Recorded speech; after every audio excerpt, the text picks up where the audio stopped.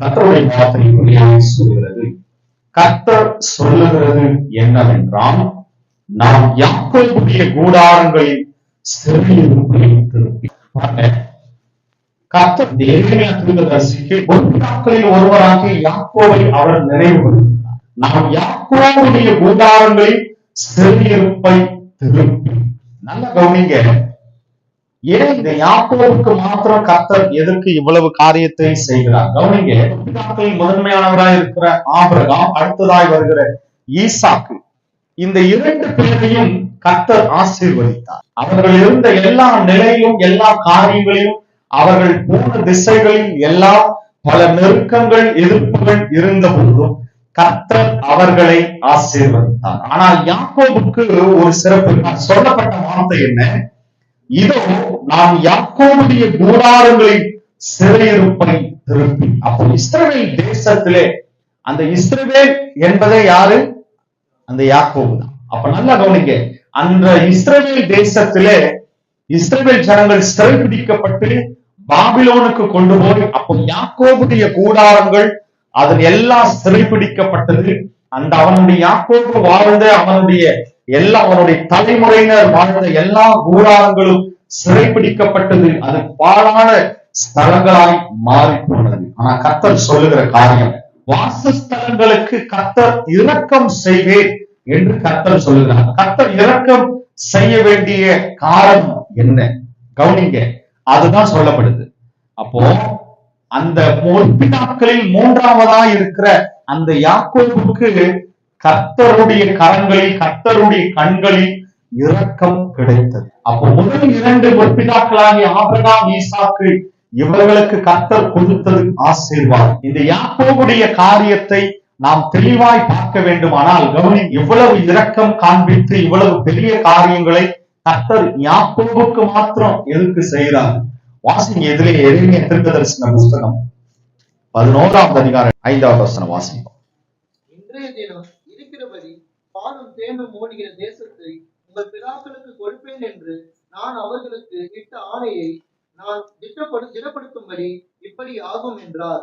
அதற்கு நான் பிரதியுத்தரமாக அப்படியே ஆக கடவுது கர்த்தாவே என்றேன். இப்போ எரேமியா தீர்க்கதரிசியினிடத்துல கர்த்தர் ஒரு காரியத்தை என்ன காரியம் நினைப்போன்றாரு?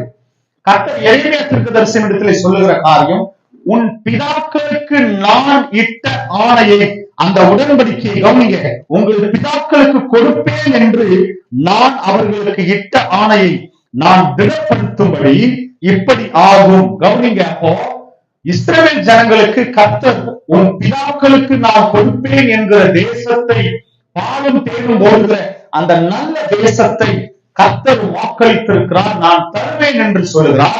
எரேமியா தீர்க்கதரிசி சொல்கிறார், அதற்கு நான் பிரதியுத்தரமாக அப்படியே ஆக கடவுது கர்த்தாவே என்றேன். அல்லேலூயா. அப்ப நல்லா கவனிங்க, பாலும் தேனும் ஓடுகிற அந்த வாக்குத்தத்தம் பண்ணப்பட்ட அந்த தேசத்தை, அந்த காரியத்தை எரேமியா தீர்க்கதரிசியினிடத்துல கர்த்தர் நினைப்பூட்டுகிற காரியம் என்ன?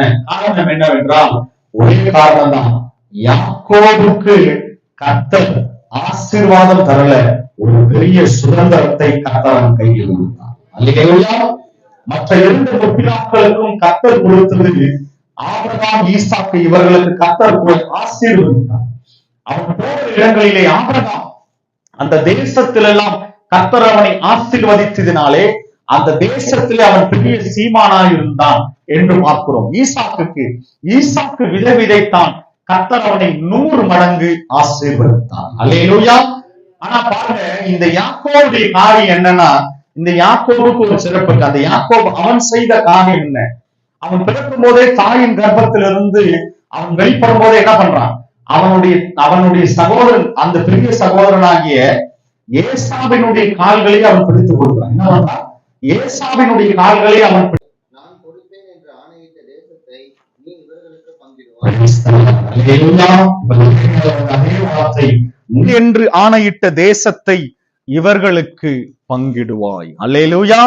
முக்கியமான காரியம், இந்த யோசேப்பு எதனால அவன் விசேஷித்தவன்னா, மற்றவங்க எல்லாருக்கும் இவங்களுக்கு முன்பாக இருந்த யோசேப்பு, மோசேக்கு இல்லாத ஒரு சிறப்பு யோசுவாவுக்கு என்ன இருந்ததுன்னா, அந்த 12 கோத்திரங்கள் உள்ள பிள்ளைகளுக்கு இவன் தான் அந்த பாலும் தேனும் ஓடுகிற அந்த தேசத்தை அவன் பங்கிடுகிறான். ஆமென் சொல்லுவோமே. அப்ப ரொம்ப முக்கியமான வாசிங்க 9ஆம் வசனம். நான் உனக்கு கட்டளையிடவில்லையா? பலம் கொண்டு திடமனதா இரு, திகையாதே, கலங்காதே. நீ போகும் இடமெல்லாம் உன் தேவனாகிய கர்த்தர் உன்னோடு இருக்கிறார். இப்ப கர்த்தர் யோசுவாவோடு பேசி முடிச்சுட்டார். இவங்க காரியத்தை சொல்றார் கர்த்தர். நீ பலம் கொண்டு திடமனதா இரு, நான் மோசையோடு இருந்தது போல உன்னோட இருப்பேன். ஏன்னா அவன் அப்பதான் ஊழியத்துக்கு புதுசு. மோசை கூட அஸ்டண்டா இருந்திருக்கிறான். ஆனா கர்த்தர் சொல்ற ஒண்ணும் பயப்படாத, நான் உங்க கூட இருக்கிறேன். எதற்காக நீ இந்த 12 கோத்திரங்களுக்கும் இஸ்ரவேல் கோத்திரங்களுக்கு தேசத்தை பங்கிடும்படியான காரியத்தை அவன் அவனுடைய பிதாக்களுக்கு ஆணையிட்ட தேசத்தை உன் மூலியமா தான் நடப்பேன், இந்த காரியத்தை செய்ய போறேன் என்று கர்த்தர் யோசுவாவை தெரிவித்த. வாசிங்க. அப்பொழுது யோசுவா ஜனங்களின் அதிபதிகளை நோக்கி, நீங்கள் பாளையத்தை உருவ நடந்து போய் ஜனங்களை பார்த்து உங்களுக்கு போஜன பதார்த்தங்களை ஆயத்த பண்ணுங்கள். உங்கள் தேவனாகிய கர்த்தர் உங்களுக்கு சுதந்திரிக்க கொடுக்கும் தேசத்தை நீங்கள் சுதந்திரித்துக் கொள்ளும்படிக்கு இன்னும் 3 நாளைக்குள்ளே இந்த யோர்தானை கடந்து போவீர்கள் என்று சொல்ல சொன்னார்.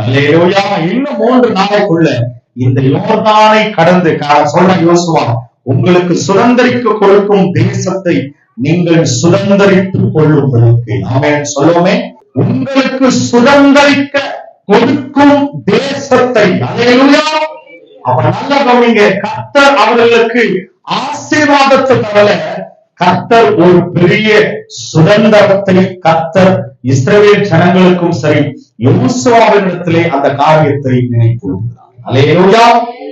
அதே காரியத்தை தான் பல ஆண்டுகளுக்கு பிறகு உள்ள எரேமியா தீர்க்கதரிசிக்கு மறுபடியும் கர்த்தர் நினைத்துள்ளார். இப்ப எல்லாம் அவன் பங்கிட்டு கொடுத்துட்டான். அந்த 12 கோத்திரங்களுக்கு யோசுவா பங்கிட்டு கொடுத்து எல்லாருக்கும் காரியங்களை முடிச்சுட்டான். ஆனா நல்லா கவனிங்க. ஆனால் இஸ்ரவேல் ஜனங்கள் செய்த தப்பிதங்களினாலே, சாலமோன் நாட்களிலே நடந்த தப்பிதங்களினாலே, கர்த்தருக்கு விரோதமான பாவங்கள் செய்ததனாலே கர்த்தர் கோபம் கொண்டு இஸ்ரவேல் ஜனங்களை பாபிலோனுக்கு சிறைபிடித்துக் கொண்டு போயிட்டாங்க. இப்ப பாருங்க, இந்த வார்த்தை சொல்லப்பட்டிருக்குது. 18 வார்த்தை சொல்கிறது, நான் யாக்கோபுடைய கூடாரங்களில் சிறையிருப்பை திருப்பி. அதுன்னா யாக்கோபு. ஏன் ஆபிரகாம் கிடையாது? ஆபிரகாம் ஈசாக்கெல்லாம் வாழ்ந்துதான். ஏன் இவனுக்கு மாத்திரம்? மற்றவர்களுக்கு கர்த்தர் கொடுத்தது ஆசீர்வாதம். ஆனால் இவனுக்கு இந்த இஸ்ரவேல், இவனுடைய பிள்ளைகளுக்கு, இவனுடைய சுதந்திரம், இவனுடைய கோத்திரங்களுக்கு, இவனுடைய பின் தலைமுறைகளுக்கு கர்த்தர் கொடுத்தது ஒரு பெரிய சுதந்திரம். அல்லேலூயா. கர்த்தர் எந்த இடத்துல சொல்றாரோ அந்த இடத்துல நீ போகும்போது அந்த இடத்தை உனக்கு சொந்தமாக சுதந்திரமாக கர்த்தர் தருவார். அல்லேலூயா.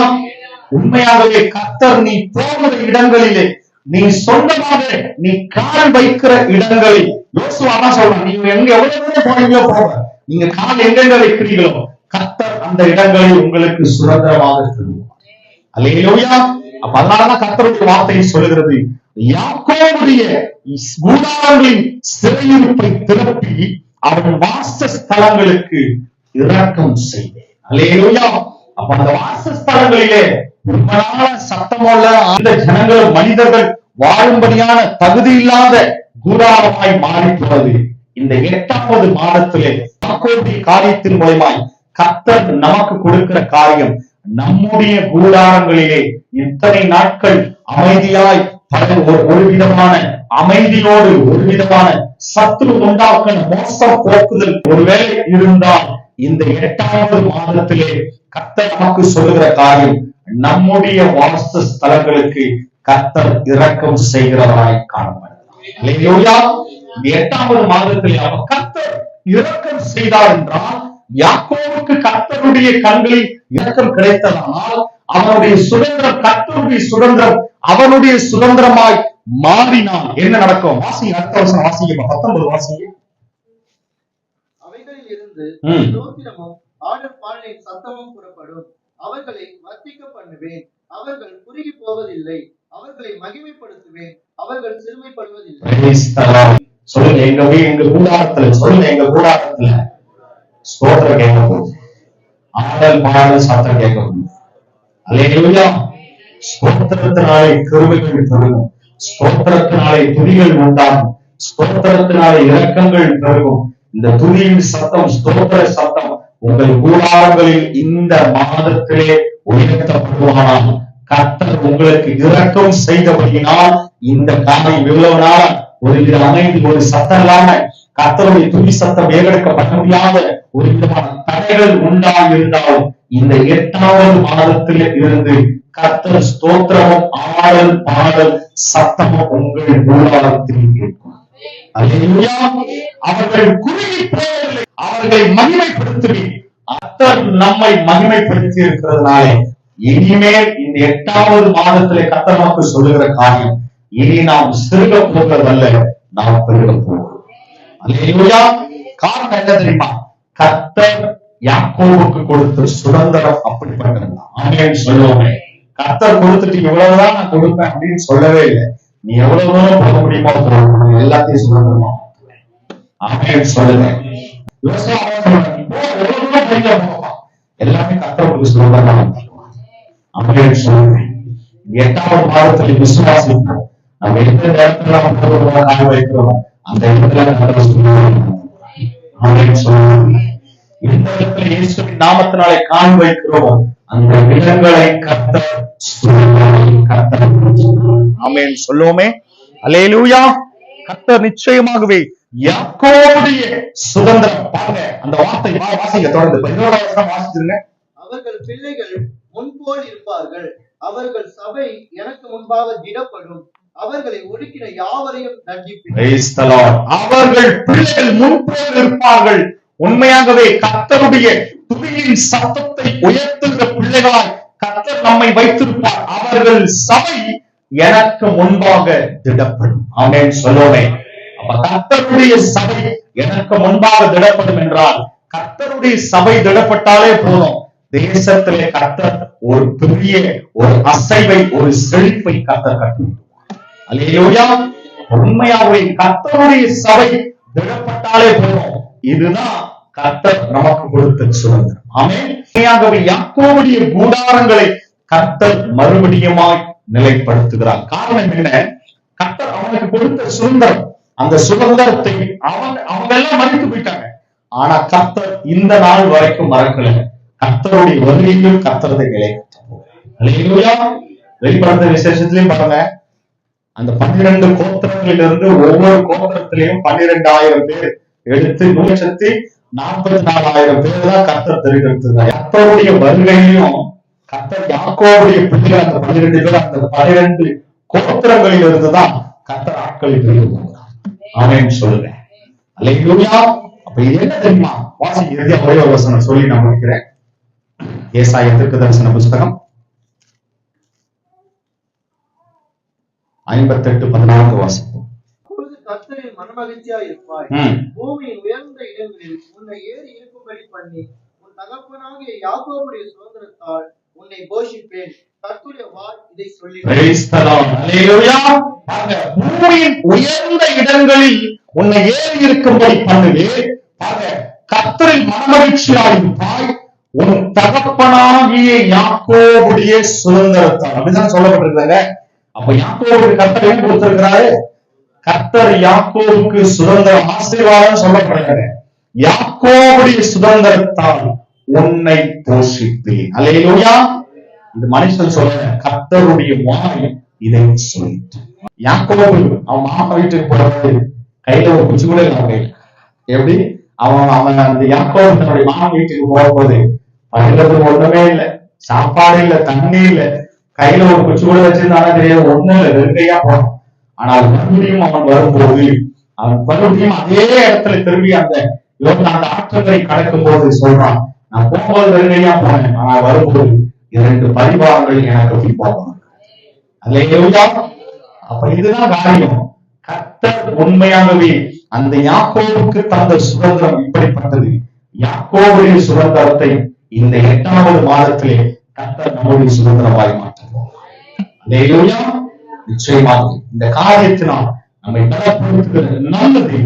உண்மையாகவே இந்த 8வது மாதத்திலே நம்முடைய கூடாரங்களில் ஒரு விதமான அமைதி, இந்த அமைதியெல்லாம் சற்று முடக்கி வைத்திருக்கிற ஒரு விதமான ஜபத்தின் தடைகளை கர்த்தர் உடைத்து விடுவார். துதியின் சத்தம் ஏற்காதபடி செய்திருக்கிற எல்லா தடைகளையும் கர்த்தர் உடைத்து விடுவார். இந்த மாதத்தில் 8வது மாதத்திலே ஸ்தோத்திரமும் ஆடல் பாடல் துதியின் சத்தமும் கேட்கப்படுவதாக. காரணம், கர்த்தர் யாக்கோபுடைய சுதந்திரத்தால் நம்மை பலப்படுத்தி இருக்கிறார். அவருக்கு சொன்ன காரியங்கள் பாருங்க, அவருடைய பிள்ளைகள் எல்லாமே உயர்ந்த ஸ்தானத்திலே கர்த்தர் அவன் சொல்லுங்க. இன்றைக்கு இஸ்ரவேலுடைய தகப்பன் முதல் மகனாகிய யூதாவில் பிறந்த ஒரு கோத்திரத்தை, ஒரு நேசனே உருவாக்கப்பட்டது. உண்மையாகவே கர்த்தர் அந்த யூதாவின் கோத்திரத்துலதான் யூத ராஜசிங்கமாய் ஆண்டவராய் இயேசு. நிச்சயமாகவே பாருங்க, அந்த யாக்கோபுடைய சுதந்திரம் ரொம்ப பெருசு. இந்த நாள் வரைக்கும் கர்த்தரை நினைவு கூறுகிறார். கர்த்தருடைய வரைக்கும் நினைவு கூறுகிறார். அந்த யாக்கோபுடைய சுதந்திரம் என்னுடைய சுதந்திரமாய் மாற்ற நிச்சயமாக கர்த்தருக்கு நிலைத்திருக்கும். இந்த 8வது மாதத்தில் கர்த்தர் சொன்ன வாக்குத்தத்தத்தின் பிரகாரம் நிச்சயமாகவே அவர் நிறைவேற்றுவார்.